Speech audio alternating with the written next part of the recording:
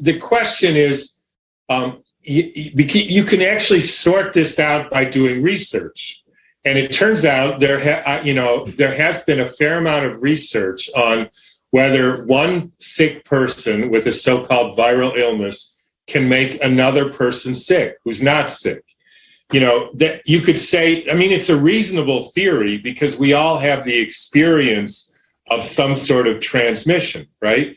So it turns out I'm in possession of, I think their last count, 12 peer-reviewed studies. They were all done before the 1950s because they stopped doing them, starting with the 1918 flu, where they took people in the throes of the flu and exposed them by coughing in their open mouth and sucking the snot out and squirting that up their nose.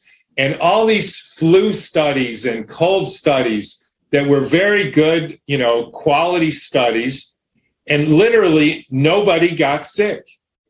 And there was also a fascinating one with chickenpox, which a doctor friend of ours, who I won't mention her name, but she unearthed this study back from 1929, where they took children with chickenpox lesions and they sucked the fluid out and of the lesions, the vesicles, exposed other children to it, and none of them got sick until they made a laceration and injected this unpurified vesicular fluid right into the tissue. And then they didn't get chickenpox, they just got like a rash around the area, which could be from a lot of things.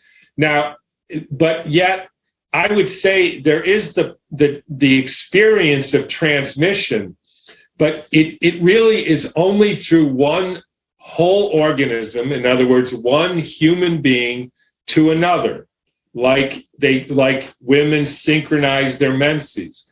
Now, what is being transmitted?